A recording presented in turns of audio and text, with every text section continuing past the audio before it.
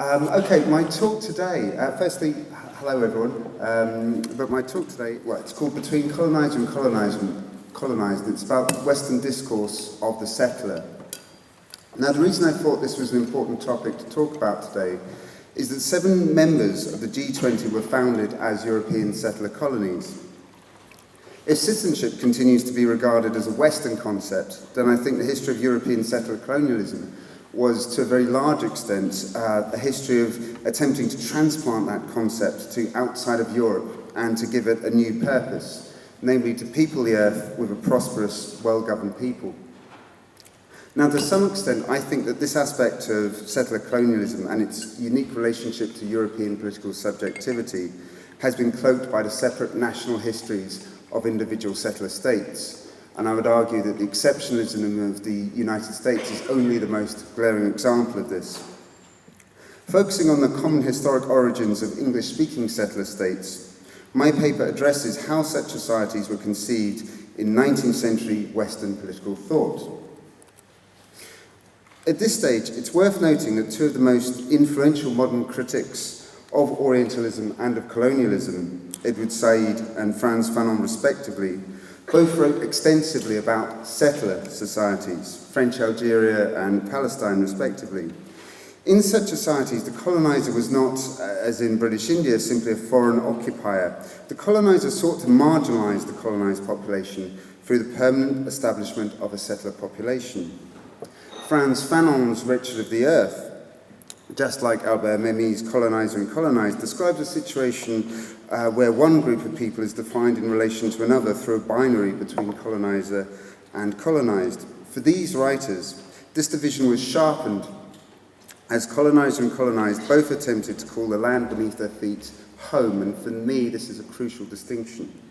In such writings, as in the core of writings on Orientalism, the principal effect of this relationship is the enforcement of enduring asymmetries of power.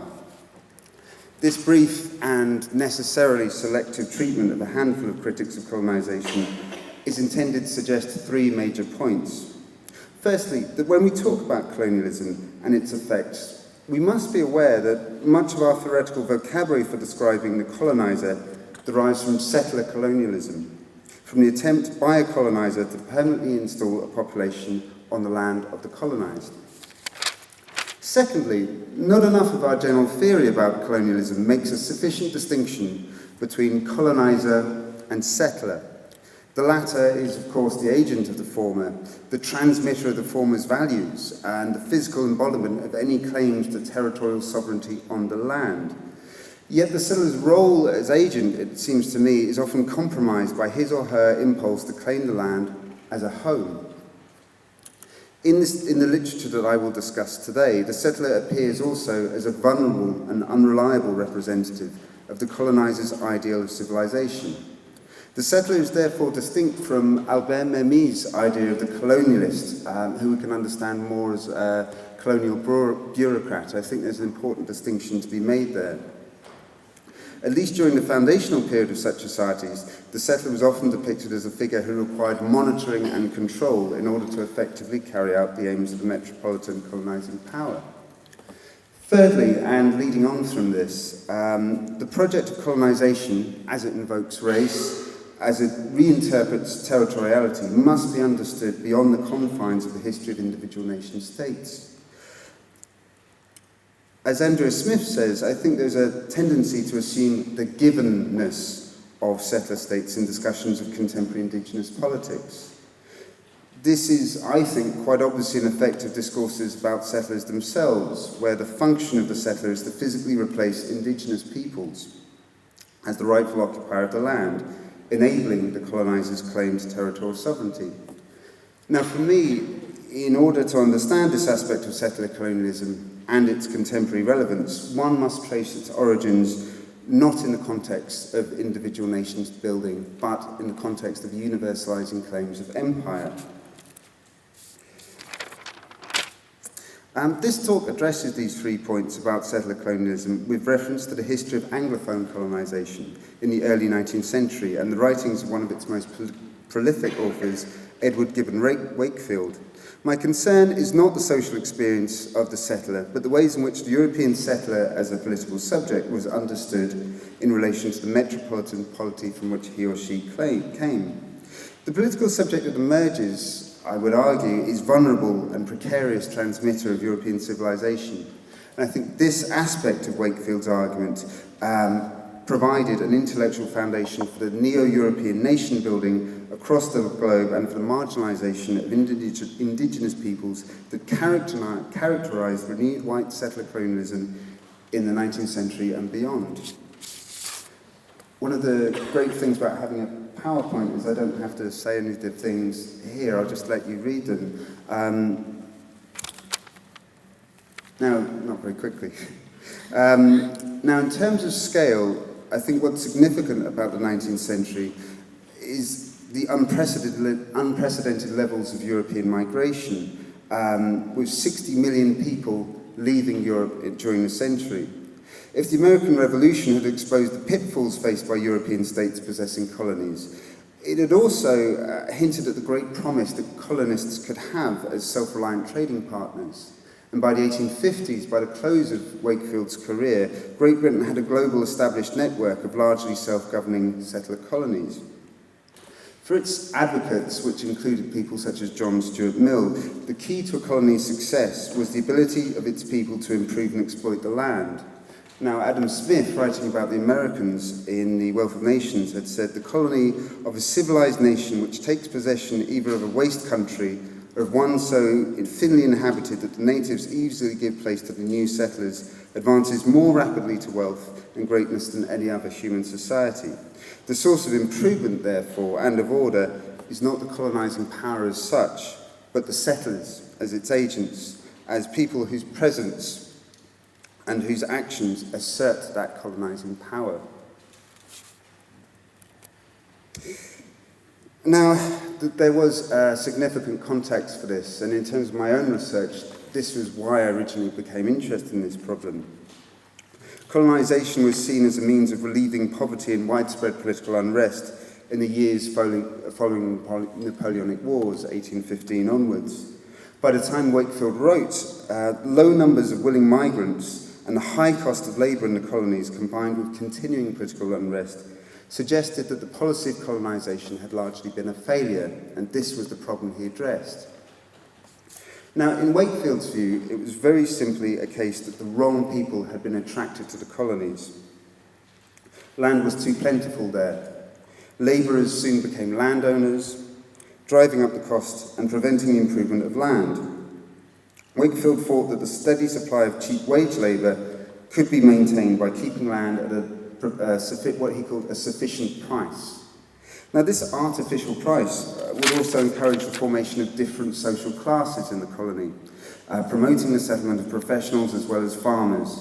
And in fact, in Capital, Karl Marx actually spends a long time talking about Wakefield, and he talks about his system as being one that's designed to manufacture wage labourers. Now, crucially for Wakefield, the entire process would be overseen by the metropolitan government and paid for through taxation in the colony. In other words, the settlers' presence was potentially unruly and required a very visible hand in the market. Now, for Wakefield, the cornerstone of successful colonisation was the central regulation by government. As observed in his first book, The Letter from Sydney, in all new countries, the government alone has the power to dispose of wasteland.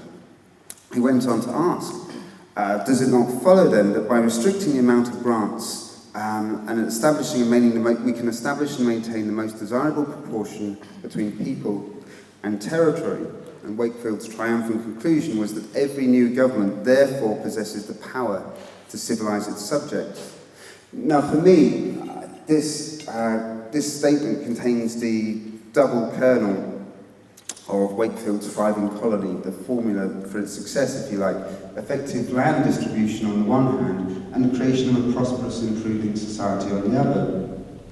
Wakefield's writings actually turn continually to this question of how individuals within colonial society can combine politically in a way that will allow that society to prosper.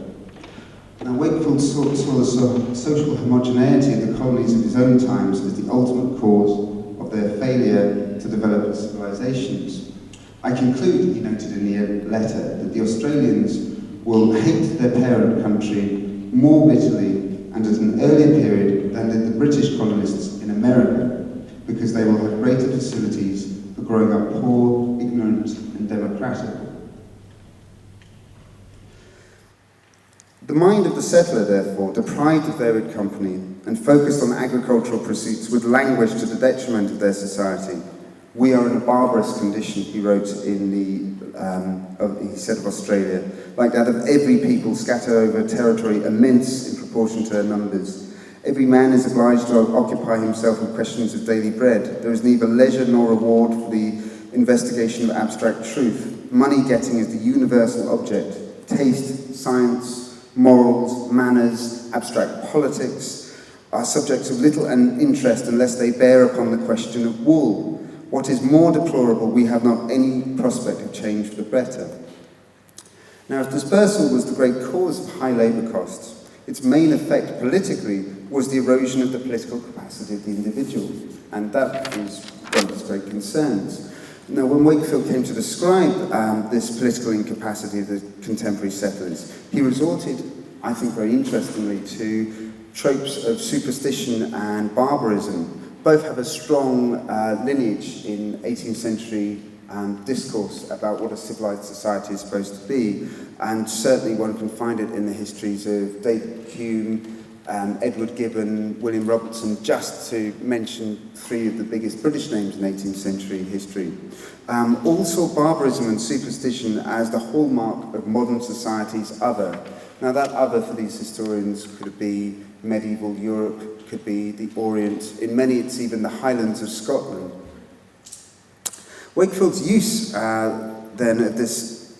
Wakefield uses these tropes then in the same broadly Orientalist way to imply an unacceptable deviation from political progress. As he wrote in his book England and America, above 2/3 of the inhabitants of America pass the greater part of their lives in comparative loneliness. It is a state of existence quite incomprehensible by those who have always lived in towns. But the Englishman who shall conceive what it is will be at no loss to account for the many American habits and customs besides that peculiar kind of superstition which displeases English travellers. In the 18th century discourse, this superstition trope was particularly important because it meant that people who were prone to be suspicious would be vulnerable to demagogy. Now, the low population density of colonies also added, I think, a tension between the global vision of a colonizer, of someone like Wakefield, and the sentimental parochialism of the settler. As he wrote, nearly all people born in dispersed colonies are fanatically proud of their own wild country and love to disparage the rest of the world. This narrowness of mind, arising from ignorance, seems proper to the barbarous conquerors of China. But in colonies planted by the most civilized nations, it is a degenerate sentiment, a step backwards from civilization to barbarism, and out of course of nature. Now, I could spend a long time analysing this passage here, and eventually I'll probably write something that will do that. But at this stage, it's just worth noticing that the use of the Oriental despotism trope here, I think that should remind us that Wakefield very much advocated colonization as the spread of an essentialized European civilization across the earth. Wakefield's settler was therefore a paradoxical figure, representative and harbinger of civilization, certainly, but also deprived of that material culture and those political structures that made the individual civilized. Wakefield's underlying suspicion about the settler's susceptibility to political activism is central to his thought. What then, in Wakefield's view, would save the settler from this fate? For Wakefield, if the loss of civilization was a danger, it was one that certain peoples, or to use his language, certain races, were more susceptible than others. Now, while the word race was steadily accruing the meaning it would later have in the century during this period, for Wakefield, as for other writers, and I think we can find this in the works of John Stuart Mill again, it had a meaning closer to nation, I suppose, or nationality.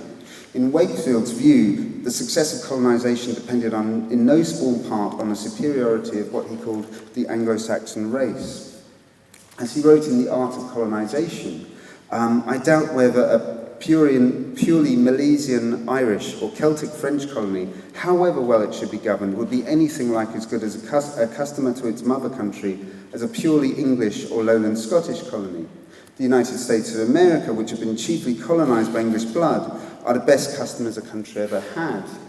Now, I think there are a couple of things to stress here. One of the reasons why I picked this particular picture is Wakefield was supremely unconcerned by the fact that the United States had become an independent nation state. He still felt of them as a colony, as part of a community which included Britain as a metropole. I would also note that Wakefield's use of these phrases, Celtic French, Milesian Irish, reminds us of the extent to which white national identities were fragmented, overlapping, antagonistic, and highly politicised in this period. Thus, for Wakefield, colonisation was the spreading of an improving people. Yet, race was only one component of his formula. Another was gender. In common with a lot of people who wrote about colonisation, he was greatly concerned about the huge gender imbalance of settler societies and felt this was one of the great reasons why there were violence. So, for him, he advocated again, controlled immigration as a way of changing the gender balance within colonies. Another element which I think has been recurrent throughout my talk is his idea of importing social inequality. Social inequality was perhaps the most significant aspect of life in the mother country, which he felt free migration to settled colonies could not guarantee. In other words, government had to intervene to ensure social inequality. As he wrote, literary men of science, philosophers, do not emigrate to new countries where their requirements would be neither rewarded nor admired. Now, naming the three major public intellectuals of his day, Sir Walter Scott, Sir Humphrey Davy, Mr. Malthus, would not earn as much in this colony as three brawny, experienced ploughmen. And in America, Wakefield felt that the cheap availability of land had created a numerous class of landowners without the social distinctions that would encourage improvement. And it's interesting to note that even a very celebrated author about American manners, Tocqueville, even makes the same comment about the plainness of American manners and their simplicity in a negative way.